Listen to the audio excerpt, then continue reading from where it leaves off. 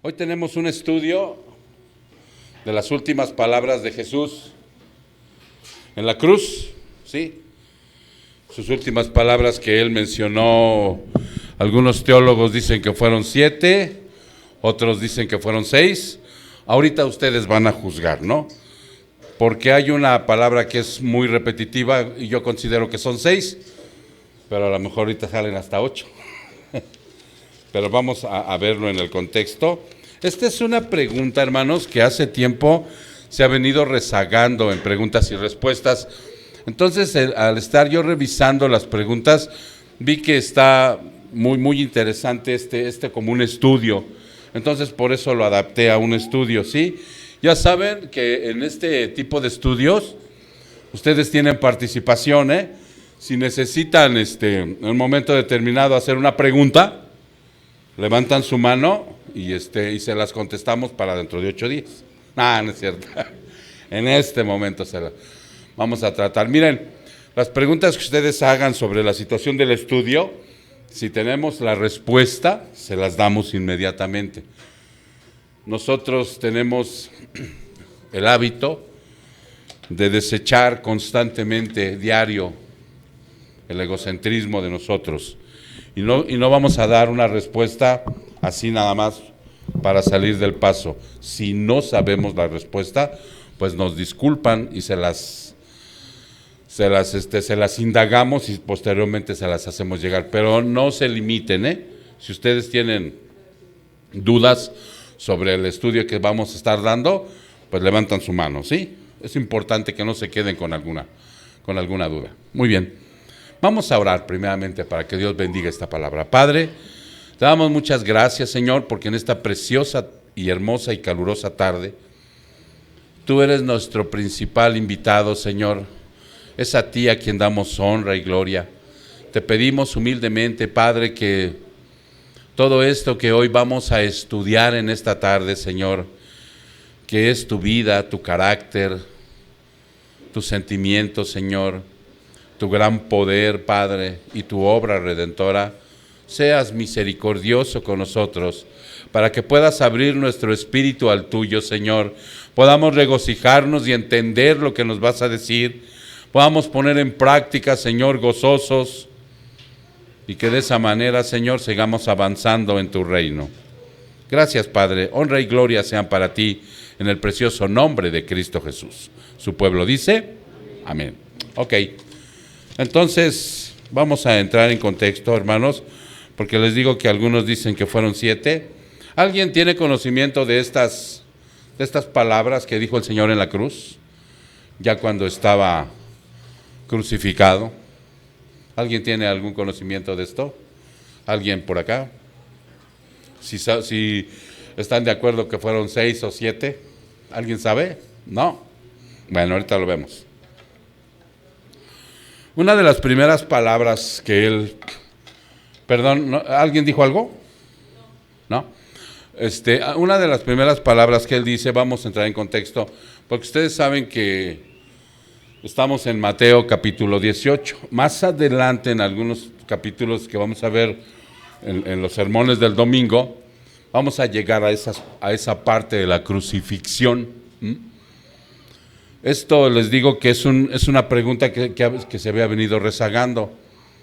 Hoy nosotros sabemos que no tenemos que celebrar ninguna Semana Santa, porque la Semana Santa es una tradición de hombres, es una tradición de una religión falsa, que fue inventada precisamente con fines de lucro, con fines de engaño, y que inclusive es muy penoso, inclusive mencionar que algunos cristianos evangélicos han adoptado ciertas costumbres de esta semana, ¿no?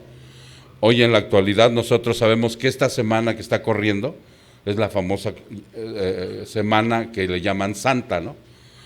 Y yo en la mañana, si no mal recuerdo, les escribía yo algo al respecto y de una manera, pues se puede decir que sarcástica, ¿no? Porque algo que nos manda el Señor es que nosotros denunciemos las obras de Satanás, ¿sí? Que no estemos de acuerdo con ellas, que las denunciemos, dice la palabra.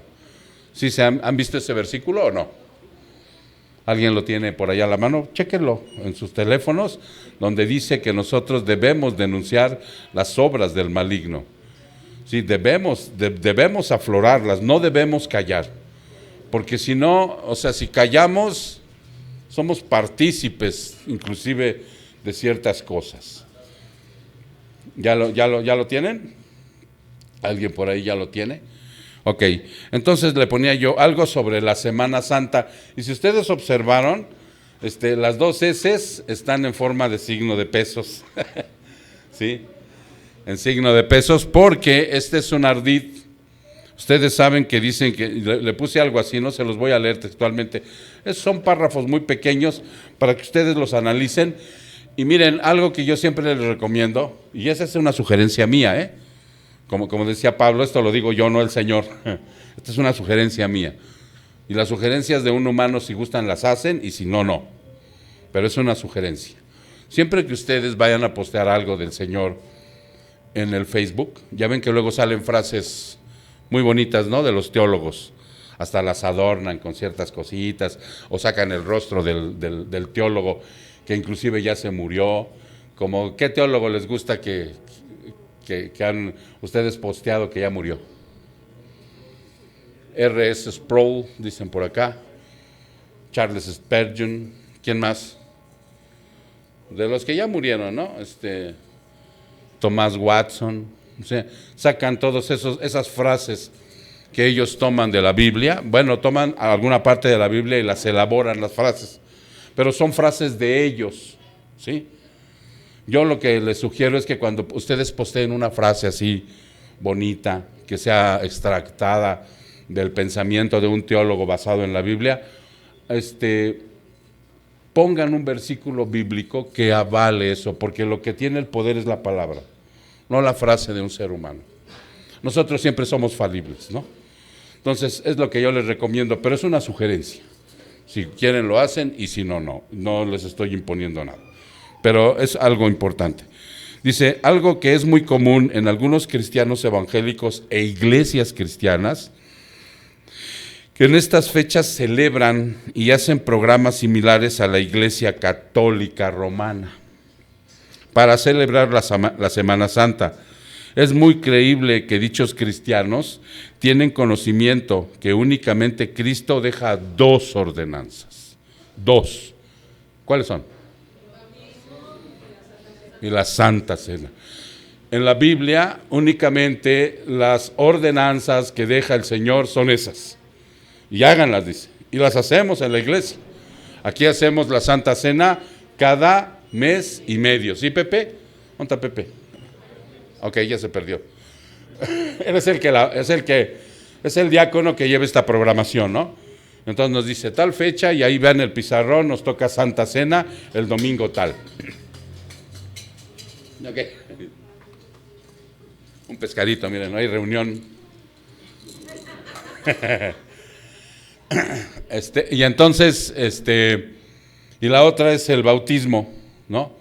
Cuando un creyente ya está convencido, tiene la convicción que le ha entregado su vida al Señor, que ha respondido al llamado del Evangelio, levanta su mano y dice, yo quiero bautizarme, y lo metemos a las aguas bautismales. Pero ustedes chequen que en ninguna parte de la Biblia dice que nosotros debemos celebrar una Semana Santa. No lo dice. Entonces esto lo inventó la Iglesia Católica Romana. Y se los ponía yo aquí en contexto, ¿no? Marcos 7:13, vayan a Marcos 7:13.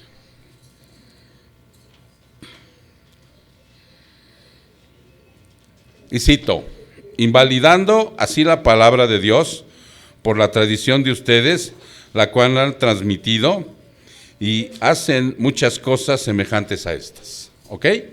Ahí se pueden dar cuenta que dice que estas tradiciones invalidan la palabra de Dios por la tradición de ustedes. Les está diciendo el Señor a los fariseos, ustedes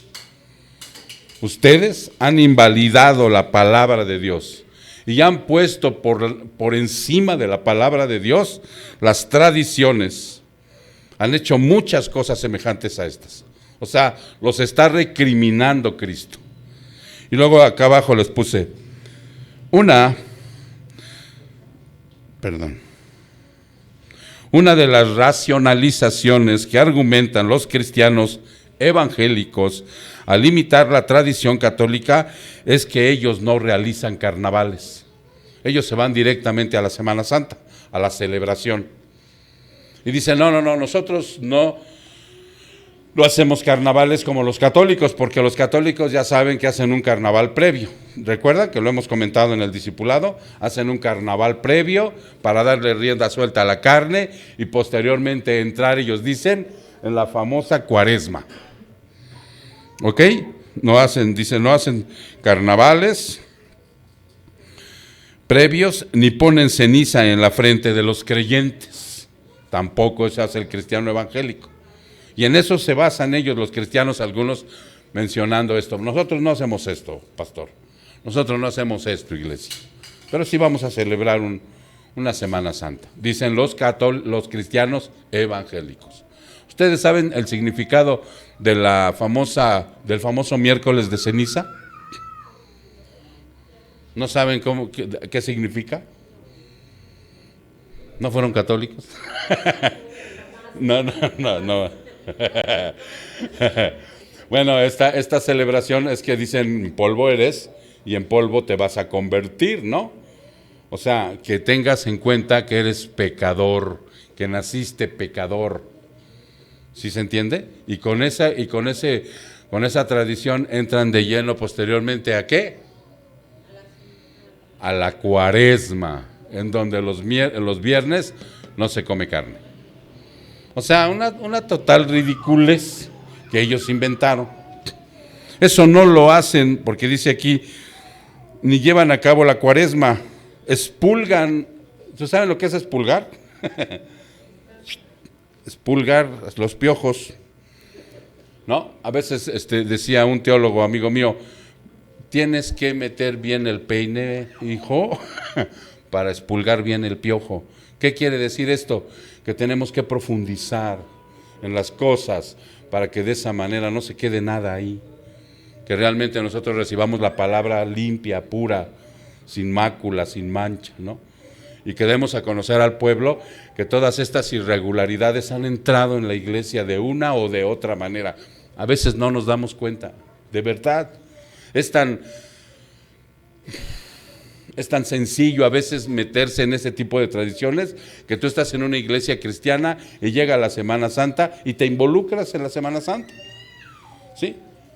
Y hasta el domingo de Ramos llevas tu palmita o te la dan a la entrada a los cristianos evangélicos y entras con tu palmita y luego tocan la alabanza y la empiezas a zarandear y te la llevas escondida para ponerla atrás de la puerta para que bendiga tu casa.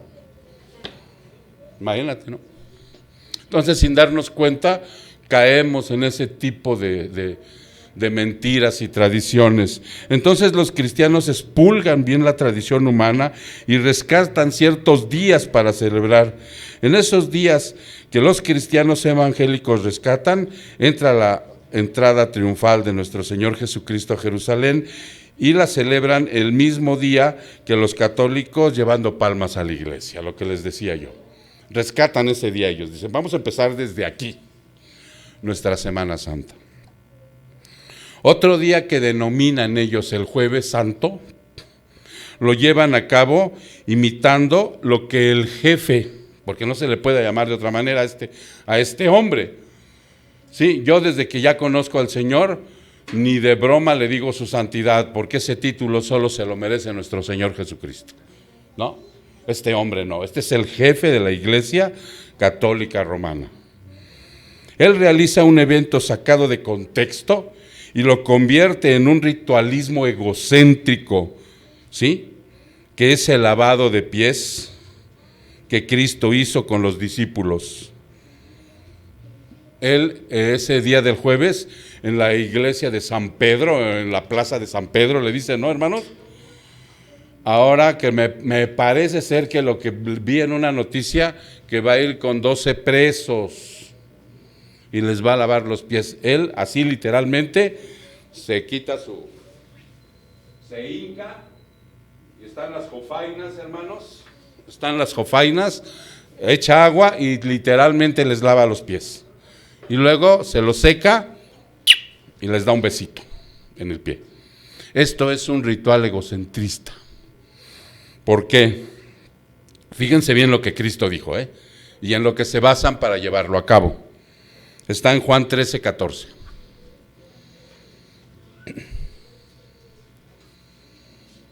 Juan 13:14. ¿Todo bien, Ale? Ok. Dice, pues si yo, el Señor y el Maestro, les lavé los pies, ustedes también deben lavarse los pies unos a otros, porque les he dado ejemplo para que como yo les he hecho, también ustedes lo hagan. Entonces, literalmente parece que quiere decir que lo hagamos, ¿verdad? En un momento dado. Y no, esto no es verdad. Cuando Jesús estaba lavando los pies de sus discípulos, lo que destacó ahí fue la humildad interior, no un rito físico. ¿Sí se entiende, hermanos? Él lo que destaca ahí es la humildad interior, el Señor. La práctica de una viuda cristiana de lavar los pies a los santos no habla de su participación en una ordenanza de la iglesia, sino de un servicio humilde y de servidumbre para con los demás creyentes. Esto está en 1 de Timoteo 5:10. Vayan ahí y verán cómo dice la palabra. Alguien que la tenga, me la lee fuerte y conciso. 1 de Timoteo 5:10. Adelante, Arturo. Que tenga testimonio de buenas obras, si ha criado hijos, si ha practicado la hospitalidad, si ha lavado los pies a los santos, si ha socorrido a los afligidos, si ha practicado toda buena obra.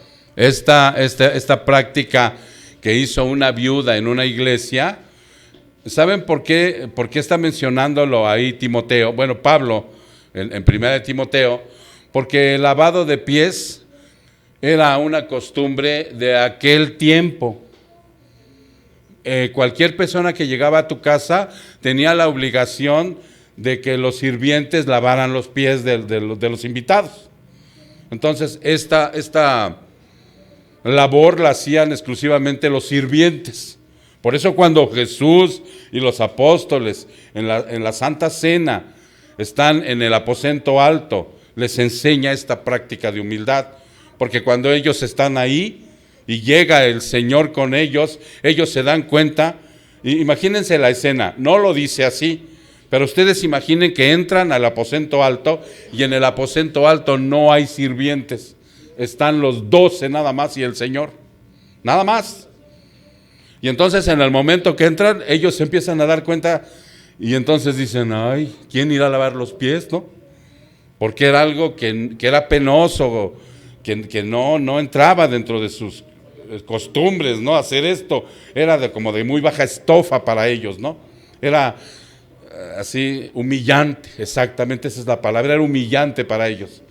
Y imagínense cuando se para el Señor y hace este acto de humildad. Entonces lo que está enseñando Jesús es un acto de humildad interior que debemos llevar los unos con los otros, de no sentirnos superiores los unos a los otros. ¿Ya se entendió? No un ritual que nos deja para hacer y caer en el egocentrismo, en una falsa humildad. Esa es una falsa humildad, hermano.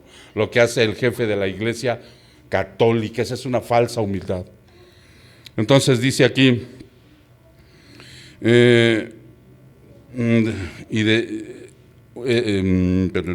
no habla de su participación en una ordenanza de la iglesia, sino de un servicio humilde y de servidumbre para con los demás creyentes. Si alguien se niega a seguir el ejemplo de Jesús, se exalta a sí mismo por encima de él y vive en el orgullo. Ahora, así llegamos al ya tan trillado Viernes Santo, en donde la comercialización es el punto focal de algo tan solemne. La crucifixión de Cristo es algo muy solemne, hermano. Ahorita lo vamos a ver. ¿Sí? Pero llega a tal grado su comercialización Y dice aquí, y es muy de la crucifixión, algo tan solemne, la crucifixión de nuestro Señor Jesucristo. Es muy conocida las representaciones en vivo de la crucifixión, ¿recuerdan? ¿Quién recuerda una crucifixión, una representación en vivo? ¿Cuál? Ixtapalapa, exactamente. Otros le llaman Ixtapalacra, pero no es Iztapalapa, es Iztapalapa. En Iztapalapa se reúnen, ¿cuántos? ¿Dónde está el Toño? Ya me lo robaron también. ¿Cuántos? La última ocasión me daba el Toño una cifra, me parece que se reunieron de 2 a 3 millones de gente ahí. ¿Ustedes se imaginan todo el comercio que en ese momento purula ahí? Toda la ganancia que se da, los canales de televisión y lo que se preparan, todo lo que purula en ese momento, ¿no? Por eso dice ahí, llegamos a ese punto en donde la representación en vivo de la crucifixión de diferentes entidades, ciudades y pueblos, en donde las ganancias materiales son millonarias, beneficiándose los organizadores, la cueva de ladrones sigue vigente. ¿Cierto? Sigue vigente. Marcos 7:6.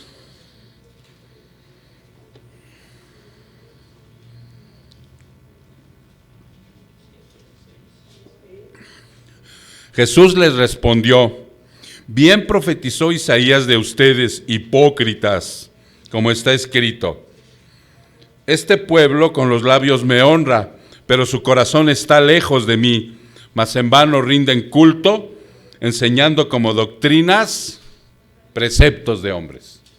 Esto se los dijo a los fariseos. ¿Dónde andas, Toño?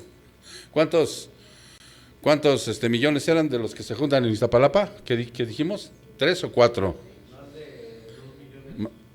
Más de 2 millones. Entonces, todo esto lo hacen también los cristianos evangélicos. Y los cristianos evangélicos, de verdad, no tendríamos por qué celebrar esto, porque no es una ordenanza. Es un precepto que fue inventado. La semana existe. Esa sí es bíblica. La última semana de Jesús en la tierra está detallada en la Biblia. Y trae cosas preciosas, ¿sí? Y si es verdad, yo hoy en la mañana oí a un pastor que dice que en ninguna parte de la Biblia menciona que fue la Santa Cena, la Santa Cena fue el jueves y la crucifixión fue el viernes. Y no es cierto, sí está detallado en la Biblia. ¿Sí lo han llegado a checar o no? Pregunto, sí los días. Porque está bien checado, porque inclusive cuando llega José de Arimatea y llega Nicodemo a bajar el cuerpo, es viernes por la tarde, y él menciona, le dice a los romanos, porque ya tienen que hacer el servicio del famoso Sabbat. Y luego dice que el primer día de la semana resucitó Jesús, domingo. No, sí está bien detallado que fue así, como es jueves, viernes, sábado y domingo. Y obviamente que empezó en la entrada triunfal el domingo anterior. Eso está bien detallado, ¿no? Entonces, ustedes saben lo que dice Efesios cuando dice que tengamos cuidado, que no seamos ya niños fluctuantes en la fe, para que todo viento de doctrina no nos lleve volando por todos lados, porque es muy habilidoso el ser humano para poner y estructurar bien el error. Y ahí estamos a veces metidos sin saber, cristianos evangélicos, ¿no? Haciendo este tipo de rituales que no manda el Señor. A mí me apena mucho que yo tengo hermanos muy queridos, de verdad, haciendo este tipo de rituales. Mi respeto y mi amor es por ellos, de verdad, pero no acepto lo que hacen. No acepto lo que hacen. Ni jamás me pondré a hacer lo mismo que ellos, ni jamás se los voy a enseñar, porque no está en la Biblia, ¿no? Inclusive de muchos de ellos yo he recibido, la instrucción de que, ¿cómo dice la palabra? Que yo sea un obrero, que no tenga nada de qué avergonzarme, que trace bien la palabra de verdad, para podérselas brindar como tiene que ser, ¿no? Imagínense si yo los pongo a hacer aquí rituales. Entonces, ya entrando en contexto, hermano, ¿sí? Una de las primeras palabras que el Señor hace en la cruz, porque ustedes saben cómo fue el proceso, ¿no? Ustedes saben cómo fue el proceso. El proceso es que una vez que salen precisamente de la Santa Cena, van a orar al huerto de Getsemaní, donde el Señor Jesucristo sufre ese estrés tan tremendo que suda sangre, pidiéndole al Padre que si había otra manera, pero si no, que se hiciera su voluntad, y en ese momento está sudando sangre, y en ese momento, ¿quién llega a reconfortarlo? Un ángel, dice la palabra. Un ángel llega, lo reconforta. Cuando Jesucristo nuestro Señor se levanta de ahí, Él se levanta victorioso. Él lleva el poder y lleva la victoria ya. ¡Fum! Se levanta fuerte, ¿no? A tal grado que cuando llegan aquellos y dicen, ¿quién es Jesús? Y les dice, yo soy, ¡pum! Se van para atrás, ¿no? Otro índice de todas aquellas iglesias que hacen esa tontería de tirar gente para atrás, es para juicio. El cristiano debe de caer para adelante de rodillas. No, todos los que caen para atrás, de esos mercachifles que les ponen la mano y se caen, que dicen que es del Espíritu Santo, es una tontería también. No, eso es juicio. Porque, ¿qué les pasó a estos? ¿Se cayeron para adelante o para atrás? Para atrás se cayeron todos. Y después de ese evento, pues vive el falso juicio, ¿no? Toda la situación en donde lo difaman, lo golpean, lo azotan y pasa lo que tiene que pasar el Señor. Pero a pesar de todo eso, Él ya va victorioso, ¿no? Y posteriormente carga su madero, el travesaño, porque en sí la palabra menciona que carga una cruz, ¿no? Pero la historia, cuando hemos visto los libros de historia de aquel tiempo, de las crucifixiones, lo que cargaban era el travesaño, porque inclusive el vertical ya estaba puesto ahí donde estaban los patíbulos, ¿no?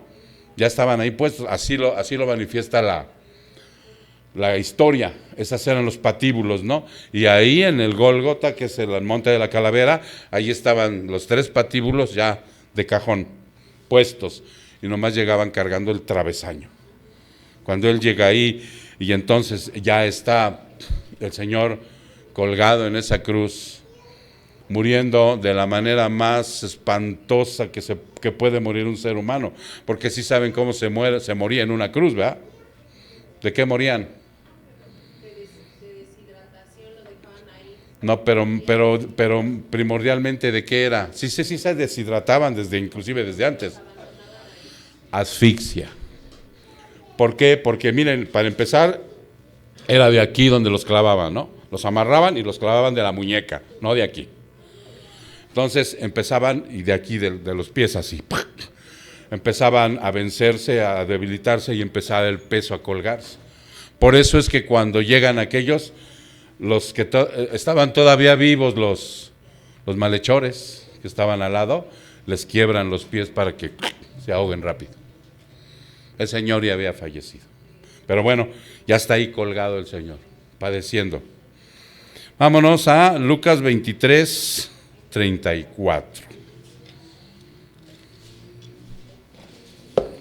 Lucas 23, 34.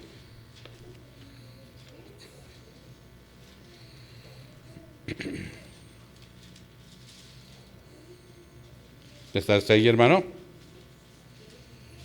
Lucas 23, 34. Y Jesús decía, Padre, perdónalos, porque no saben lo que hacen. Esa es la primera palabra que se encuentra de estas últimas que dijo, ¿sí? En donde dice aquí que aquellos que crucificaron a Jesús no estaban conscientes, ¿sí se entiende?, del alcance total de lo que estaban haciendo. No había conciencia. ¿Por qué, hermano? Acuérdense que este es un estudio. Participen. Todos nos equivocamos. ¿Por qué? Exactamente. Cuando uno no está consciente de Cristo, estamos muertos en delitos y pecados, ignorantes, bajo la ira de Dios. O sea, sí hay una justificante fuerte, ¿no?, para estos hombres. Dice aquí, porque ellos no le reconocían ni como el Mesías, ni como Dios. Su ignorancia de la divina verdad no significaba que merecieran el perdón. ¿Sí se entiende? Porque aquel que no conoce a Cristo y que no ha nacido de nuevo, eso no significa que por la ignorancia merecen un perdón, porque el único perdón que obtenemos es a través de la gracia. Y la oración de Cristo en medio de sus burlas hacia Él es una expresión de la limitada comprensión de su gracia divina. ¿Estamos de acuerdo? Esto es precisamente cuando uno va conociendo al Señor. Es cuando uno no se pierde en tradiciones y costumbres. Es cuando tú no vas a la iglesia simplemente por ir. Es cuando vas concientizando esto. Es cuando tú vuelves a escuchar, vuelves a interiorizar y vuelves a ver que esa oración del Cristo en medio de las burlas de todos ellos es una expresión de la ilimitada compasión de su gracia divina para con nosotros. Por eso es importante, hermano, que cuando tú oras por aquellos que se burlan también de Cristo, no te resientas, ni se los tomes a mal, porque tú, ¿a quién te tienes que parecer? ¿Qué estamos viendo en el discipulado? ¿A quién nos tenemos que parecer? A Cristo. Y si nos parecemos a Cristo y nos preciamos de ser cristianos y de ser hijos de Dios, tenemos que imitar esto. Tenemos que llegar a ese punto en donde tenemos que ver para ellos que haya gracia divina, porque están condenados a morir eternamente en un infierno de fuego. Hoy precisamente mi esposa y yo fuimos a ver a un vecino que está muriendo de cáncer, por aquí cerquita. Y entrábamos, y allá hay mucha gente. Parece ser que le llevaron un ídolo de aquí, de los vecinos de allá enfrente. Y lo tienen ahí en casa, ¿no? Y entras y pues está la romería ahí de la gente. Y entro yo y les digo, yo soy cristiano evangélico. ¿Y usted qué? Pero como conocemos al Señor, somos vecinos de muchos años. Fuimos y le digo a mi esposa, pues vamos, porque ya ¿dónde está mi esposita? ¿Ya se metió también? Nos ha redarguido fuerte el Señor que fuéramos a verlo. Entonces fuimos a orar por él. Ya no puede hablar, está muy flaquito. Y oramos por él y le dijimos, ¿no?, que llegado el momento pida perdón a Dios. En ningún momento nos llegó la falsa idea de que hiciera una oración para que fuera salvo, porque no es por ahí. Pero sí le hablamos de la misericordia de Dios, de su bondad, de que en un momento dado, así como está, a solas, le dije, cuando se vaya toda esta gente, mi hermano, cierra tus ojos, dirígete a Él y dile que te perdone. Dile que estás arrepentido y que si tiene misericordia de ti, te haga nacer de nuevo. Cerraba sus ojos así nada más, asintiéndome, ¿no?, con sus ojos. Ese es el trabajo que nos corresponde. Pero de la demás gente que está ahí, hay que tener compasión también. Porque es cierto que están perdidos en idolatría, en ignorancia, pero como dice aquí, inclusive yo siento que algunos inclusive pueden haberse burlado. No tenemos que resentirnos. Esa es la parte importante de, Padre, perdónalos, porque no saben lo que están haciendo. Si llegas a predicar a algún lado y en ese momento se burlan de ti, te corren, te pegan, te avientan una piedra, no te resientas. Lo que tienes que hacer es perdónalos, porque no saben lo que están haciendo. Están ignorantes, no conocen a Dios, pero tú sí ya lo conoces. ¿Sí se entiende, hermano? La segunda palabra que sale a relucir de estas últimas está en Lucas 23, 43, allá adelantito, para que no muevas tu Biblia. ¿Sí? Dice, entonces Jesús le dijo, en verdad te digo que hoy estarás conmigo en el paraíso. ¿A quién le dijo esto? A uno de los malhechores. ¿Cómo se llamaban estos malhechores? ¿Cómo se llamaban?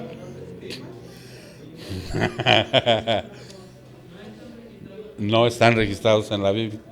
Nosotros sabemos también por una falsa religión que uno se llamaba Dimas y el otro Gestas, ¿no? Y probablemente, no lo he indagado, no sé, a lo mejor sí se llamaban así por los libros de historia. ¿Sabes algo, Rey? No. Si alguien lo indaga, porque miren, sí se vale buscar en la historia. En la historia hay datos que no vienen en la Biblia, ¿sí? Y no sé de dónde sacaron estos hombres ¿perdón? No sé de dónde sacaron estos nombres, pero en la Biblia no están registrados. ¿Cómo están registrados, Mayra, en la Biblia nada más estos dos hombres? Como los dos malhechores. Y a uno de ellos le dijo esto. A uno de estos malhechores dice, esta declaración Jesús está asegurando a uno de los malhechores en la cruz que cuando él muriera estaría con Jesús en el cielo. Se lo está asegurando así. ¡Bam! Esto estaba garantizado porque aún en la hora de su muerte el malhechor había expresado que, exacto, pero después del arrepentimiento, ¿qué más? Fe en él. Tuvo confianza en él, reconociendo que como lo que él verdaderamente era. Y este está en Lucas 23, 42. Ahí mismo en 23, pero en el 42. Y añadió Jesús, acuérdate de mí cuando vengas en tu reino, le dijo. Entonces él lo reconoció como el Mesías, como el Salvador, ¿sí? Él lo reconoció. Probablemente este hombre jamás fue a una escuela rabínica, era un malhechor, era un bandido, probablemente asesino, ratero, o probablemente celota. ¿Sí saben lo que era un celota de aquel tiempo? Un guerrillero. No, guerrillero. Un guerrillero de los que se levantaban en contra de Roma. Esos eran los celotas. Inclusive en ese tiempo, yo el otro día leí en un libro de historia que les llamaban sicarios. Ahora los sicarios son otros, ¿no, Arturo? Son los asesinos a sueldo, ahora aquí de los narcotraficantes, algo así. Entonces, en ese tiempo les llamaban sicarios, celotas, eran patriotas que se levantaban en contra del yugo de Roma, ¿sí? Probablemente eran algunos de ellos, ¿no? Entonces, ese era lo que era Barrabás. Barrabás también tiene una historia muy interesante, algún día lo vamos a tocar. Ok, no es como nos lo pintan en las películas. Entonces, a través de esta situación, vamos a la pregunta 3, a la expresión 3 de Jesús, perdón, ¿no? En donde está en Marcos 15, vámonos a Marcos 15, ahí adelantito, Marcos 15, digo atrasito, en el versículo 15, no, en el capítulo 15, Marcos 15, en el versículo 33 y 34. Cuando llegó la hora sexta, ¿ustedes saben cuál es la hora sexta de nuestro horario aquí en la tierra? ¿Perdón? Las 3 de la tarde. Cuando llegó la hora sexta, hubo oscuridad sobre toda la tierra hasta la hora novena. Fueron 3 horas de oscuridad. Fueron 3 horas de tinieblas. Y a la hora novena, Jesús exclamó con fuerte voz, Eloí, Eloí, lema sabactani, que traducido significa, Dios mío, ¿por qué me has abandonado? Ok, aquí quiero hacerles una acepción que probablemente no nos damos cuenta cuando leemos los evangelios. Eloí, Eloí es una declaración que él hace en el idioma arameo, ¿sí? El idioma de aquel entonces de Jesús era arameo y hebreo, y aquí lo está haciendo en arameo. Pero si ustedes van a Mateo 27:46, vayan ahí a Mateo 27:46.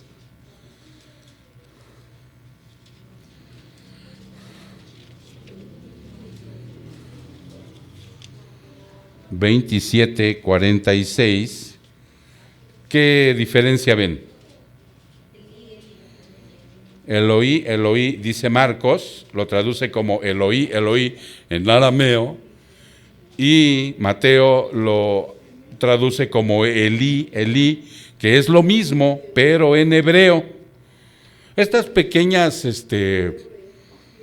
diferencias que encontramos, es bueno saberlos, hermano, es bueno saberlos porque a veces leemos sin darnos cuenta, ¿no? Y dice lo mismo, ¿no? Dios mío, Dios mío. Lema sabactaní lo dicen los dos igual en arameo. O sea, nada más que Marcos utiliza primero Mateo utiliza el hebreo y luego lo dice en arameo. ¿Ok? Son pequeñas minutas, pero es importante saber. Entonces dice aquí que, déjame ver, es el 3. Además podemos observar la diferencia del padecimiento de algunos mártires que murieron con gozo. ¿Por qué? Porque en ese momento el Señor está haciendo un grito de angustia. Es un grito, además de la angustia, ¿cómo lo podrían considerar? Dolor, miedo, incertidumbre. ¿De qué? Terror. Pero la clasificación más acertada es un grito de desamparo. Miren, muchos piensan que ahí estaba él sintiendo la ausencia de Dios, dicen, ¿no? Hoy vamos a salir también de esa situación. Porque si nosotros decimos y aceptamos y estamos convencidos que tenemos un Dios que es omnisciente, omnipresente. Si es omnipresente, ¿está en todos lados? ¿Siempre? Sí. No podemos sentir ausencia de Dios. Me decía una persona, en el infierno van a sentir la ausencia de Dios. No, en el infierno también va a estar la presencia de Dios. Lo único que va a estar bien presente es el desamparo de Dios. Nosotros tenemos la presencia de Dios y tenemos su gracia, su misericordia, su ayuda, su disciplina. Esa no lo olviden. Eso no, pastor. Su disciplina, su quebrantamiento, ¿sí? Yo le decía en la semana a una hermana, qué bueno, hermana, que Dios te ha disciplinado, porque eso es una muestra de que eres su hija. De verdad. Qué bueno que han encontrado la disciplina, porque esa es una muestra de que eres hija de Dios. Porque aquel que no lo disciplina, cuidado, porque sigue estando bajo la ira y es bastardo. El que lo va a disciplinar es el otro, ¿no? Lo va a apabullar. Entonces, no, sí se entiende entonces por qué el grito de nuestro Señor Jesucristo era de un desamparo, no de una ausencia. Ahí estaba Dios con él, pero no sintió su amparo, su gracia, su protección, su ayuda. Imagínense, decía Chele ahorita, ha de haber sido terrorífico que toda su existencia como Dios, como hombre perfecto, en la unión hipostática, ¿no? Tenía una comunión preciosa, ¿no? Y que de repente, por causa de nosotros, que se le hizo pecado, ¿no? Que en esas 3 horas de tiniebla, todos los pecados le fueron imputados a él, todo fue cargado en su alma de él. Por eso cuando esto lo llegamos a la comprensión, hermano, o sea, de veras que tenemos que tener la conciencia de que somos sus hijos y de que tenemos que portarnos como Él nos manda, que tenemos que ser obedientes. Si no teníamos la gracia de saber esto, de palpar esto, de concientizar esto como hijos, no somos hijos. Porque eso es lo que hacen las religiones, los mercachifles de la fe. O sea, no los dejan, no entran ellos ni los dejan entrar. para que puedan ver esto de cerca, para que puedan hacer lo suyo. Nosotros veíamos el lunes cómo estamos unidos, ¿no?, con Dios, y lo veíamos el domingo, y lo hemos visto un montón de veces. Bueno, pues la crucifixión y todo lo que pasa en esta semana, tenemos que verlo diario, no una sola semana. Ni la celebración egocéntrica, de mercantil o de ese tipo de cosas, sino verdaderamente lo que dice aquí, como ese grito de angustia y de terror, ¿no?, al decir: Padre, me has abandonado. Porque yo les decía que algunos podemos identificar la diferencia del padecimiento de algunos mártires. Los que fueron posteriormente y antes a morir por causa de Cristo, muchos murieron gozosos, ¿cierto? No murieron angustiados. Sí han de haber sentido imagínense Esteban, ¿no? ¿Cómo ha de haber sentido las pedradas? Pero no levantó sus ojos, ¿y qué vio en el cielo? La gloria de Dios. Y vio al Padre y al Hijo a la derecha sentado, y todavía se aterró a decir: no les tomes en cuenta este pecado, Señor. Pero no es lo mismo, dice, pero Jesús fue totalmente quebrantado para que pudiera sentir el desamparo. Una cosa es la muerte por el servicio a los santos. Nosotros podemos morir de igual manera que Esteban, ¿sí?, o que los misioneros que están del otro lado ahorita del mundo, pero es por causa de Cristo, pero es por dar el servicio a los santos. ¿Estamos de acuerdo? Sí. Y otra cosa, por los pecados de los pecadores. Y eso solamente Cristo lo vivió. Yo no puedo morir por el pecado tuyo, sí. Yo no puedo morir por el pecado tuyo, Betty. Ni tú puedes morir por el mío. Pero Él lo sintió. Eso fue lo que Él sintió ahí, el desamparo, ¿no? Ok. Entonces, por eso es que gritó eso, ¿no? En el Salmo 22:1 viene una referencia de este grito de desamparo. Vamos a verlo. Salmo 22:1.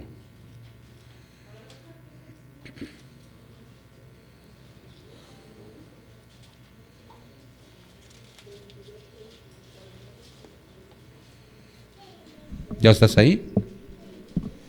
Dice: Dios mío, ¿por qué me has abandonado? ¿Por qué estás tan lejos de mi salvación y de las palabras de mi clamor? ¿Ya te diste cuenta? Hay mucha gente, hermano, que se aparta del camino de la fe, que es creyente, que es inclusive nacido de nuevo, no se aplica, no lleva las cosas como deben de ser, y llega su alma a gemir de esta manera. Siente el desamparo, pero no es por culpa de Dios. Es por mi rebeldía, es por mi testarudez, por mi necedad, por mi renuencia, ¿no? Pero el Señor fue diferente. Yo quiero que tú veas esa diferencia, lo que es morir por los pecados de los pecadores y morir por el servicio a los santos, y también sentirse desamparado por necio, testarudo y todo lo demás. ¿Ya se entendió? Pero que de alguna manera estamos vinculados con el Señor. Cuando esto lo vamos entendiendo y nos vamos convenciendo, dejamos de ser religiositos, dejamos de ser domingueros, dejamos de ser lo que sea, nos entregamos al Señor y honramos esa obra redentora, con nuestras características, con nuestras altas y nuestras bajas, con nuestro pecado residual, pero estamos bien conscientes de eso. Ya no estamos alejados, ¿no?, de ese desamparo, estamos protegidos. Ok, ahora veamos la cuarta exclamación del Señor allá en la cruz. Vámonos a Juan 19, 26, 27. Ahora vámonos al Evangelio de Juan. Juan 19, 26 y 27.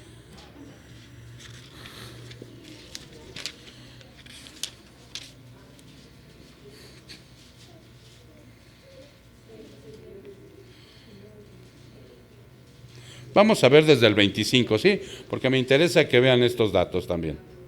Vamos a ver desde el 25. ¿Ya estás ahí, hermano? Por eso los soldados hicieron esto.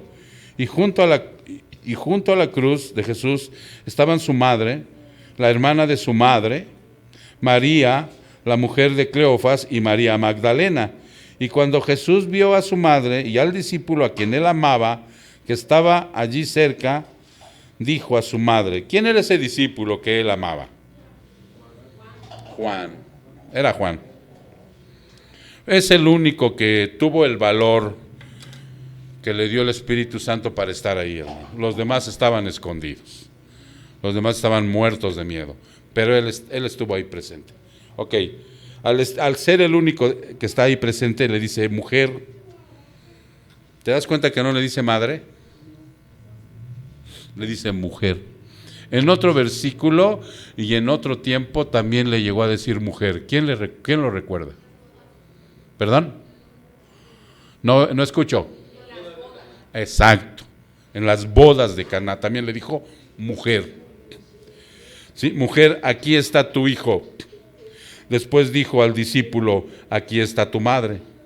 Y desde aquella hora el discípulo recibió en su propia casa.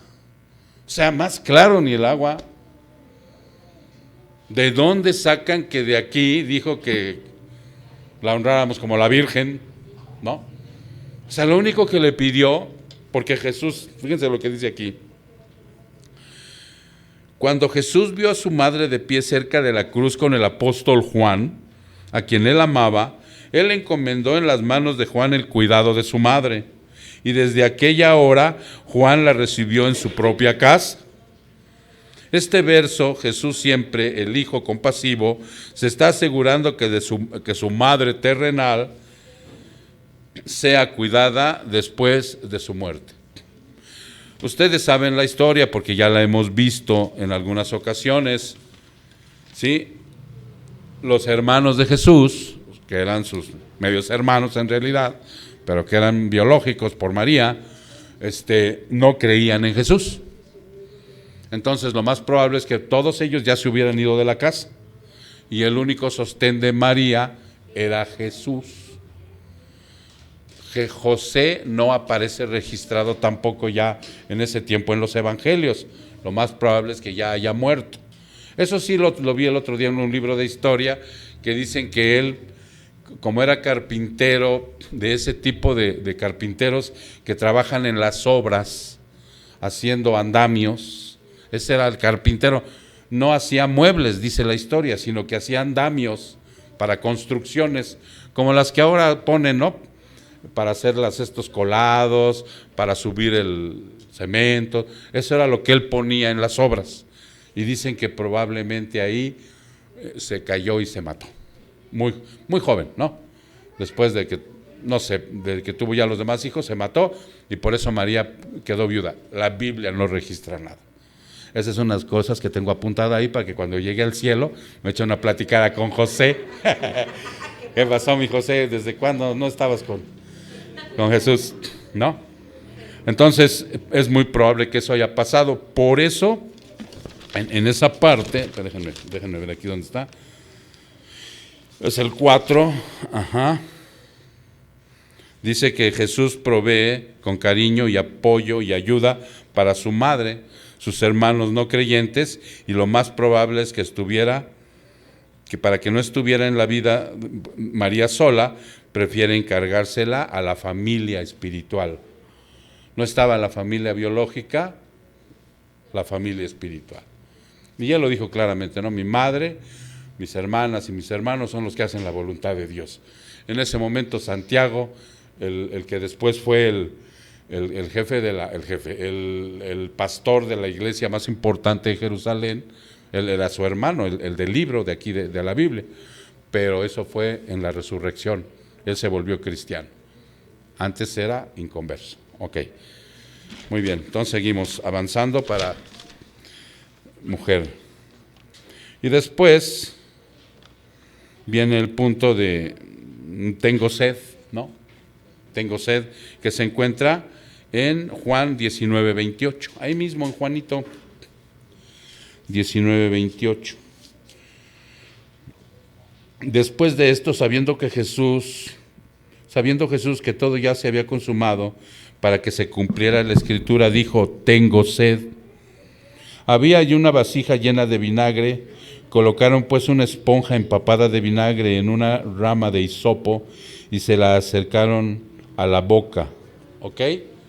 Ese es el punto donde él dijo: tengo sed. Ustedes pueden darse cuenta que él dijo para que la escritura se cumpliera, pero era muy obvio lo que estaba sucediendo con Jesús. En ese momento estaba totalmente deshidratado, desangrado. De veras que muchos historiadores, mucha gente que ha estudiado la muerte de Cristo, que inclusive muchos han caído, muchos inconversos, muchos no creyentes han estudiado la muerte de Cristo y han caído de rodillas convencidos de que Él es el Señor. O sea, hablan de cómo solamente a través de la fortaleza física de un hombre perfecto, como era Jesús, pudo soportar esta masacre antes. La golpiza que le dio Pilato era para matarlo. O sea, de esa golpiza un hombre normal no hubiera salido. De verdad, no hubiera salido vivo. Porque ustedes saben cómo le pegaron, ¿no? Le pegaron con el flagelo. Un látigo que tenía puntas de acero, con puntas que rasgaban, y donde pegaba, rasgaba la carne, la arrancaba literalmente, ¿no? Y así fue a la cruz, desangrado, deshidratado, crucificado, asfixiado. O sea, tremendo, ¿no? Yo de verdad fui muy descreído en el pasado de esto. Yo no aceptaba nada de las cosas de Dios, pero pues a través de empezar a ir a una iglesia cristiana por la voluntad de Dios, a través de la salvación que me dio, y empezar a comprender esto, pero a conciencia. O sea, es una de las formas que yo diario y en la oración, al recordar estas cosas del Señor, o sea, me fortalecen. Me fortalecen porque yo veo mi vida reflejada, y se los decía yo el lunes, ¿no? Y discúlpenme, no debí de haberme expresado así, pero es mi realidad, ¿no? De lo que yo fui y de dónde me sacó el Señor. Y y les pido una disculpa porque no se trata de mí, se trata de Cristo. Yo no tengo por qué venir a vanagloriarme de lo pecador que fui. Pero sí, cuando volteo hacia ese tipo de cosas que me llegan la tentación de volver al pecado, volteo a ver este rostro de mi Señor, esta parte importante, no una Semana Santa, no un Viernes Santo, sino todos los días de mi vida en oración, para que me fortalezca, porque soy débil, tengo pecado residual, todavía no soy producto terminado, entonces tengo que agarrarme de lo mejor, y lo mejor es esto, ¿no? Porque ahí es donde Él se ve como Jesús cumpliendo aquí la profecía mesiánica del Salmo 69, 21. Porque Él dice ahí para que la profecía se cumpliera. Salmo 21, dice el evangelista, ¿no?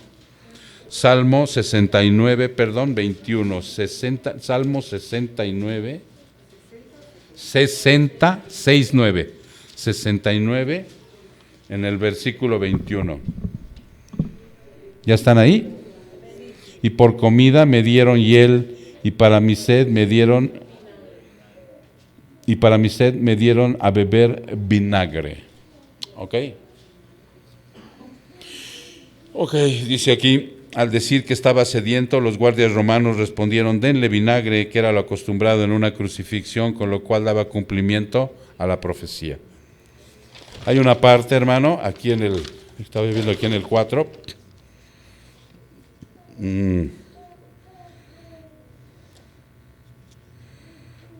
Dice previo a su palabra, tengo sed, en Marcos 15, 23, obsérvenlo. Marcos 15, 23. Marcos 15, 23.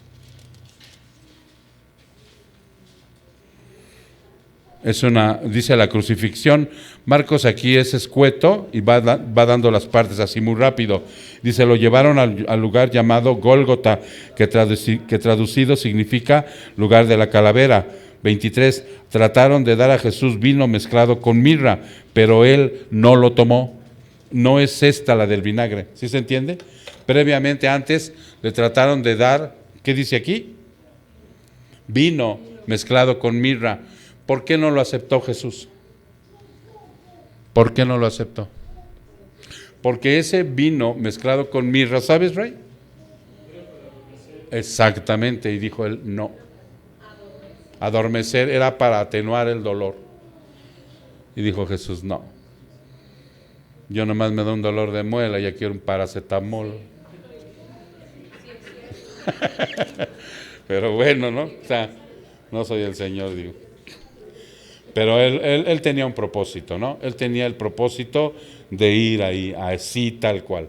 Pero al final de cuentas, ya en la última instancia, para que se cumpliera la escritura, sí pidió. Y le dieron el vinagre. Ese sí, le mojaron sus labios. Y aquí es donde entra la situación de la sexta y la séptima declaración de Jesús. Si ustedes observan, dice aquí, les voy a leer la de Juan 19:30. Juan 19:30. Juan 19:30.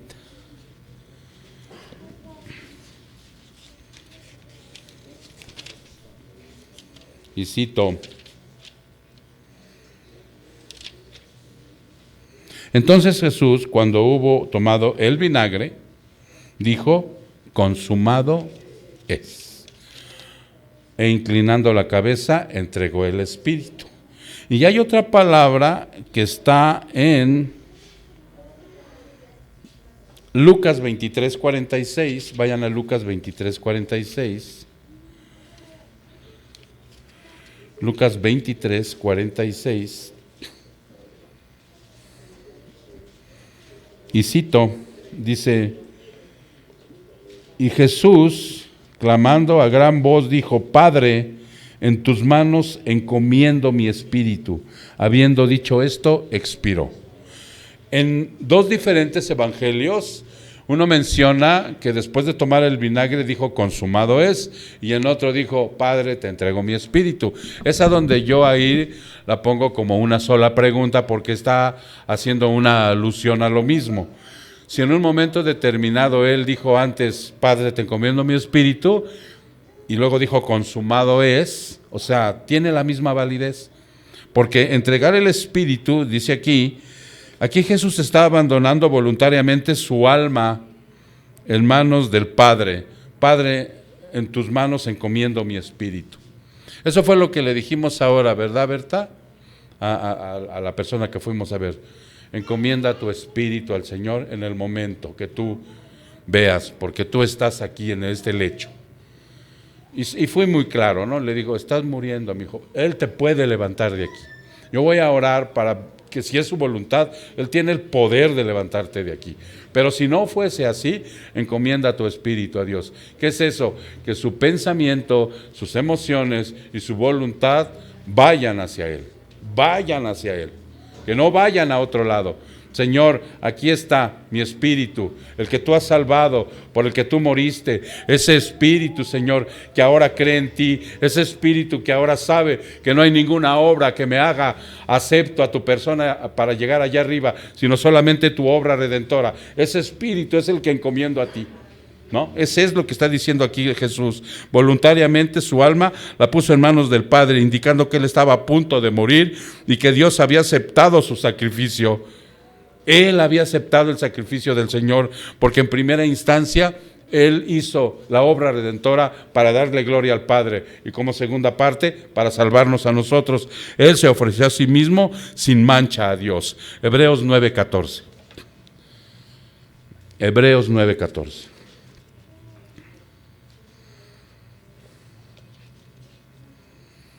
Y cito: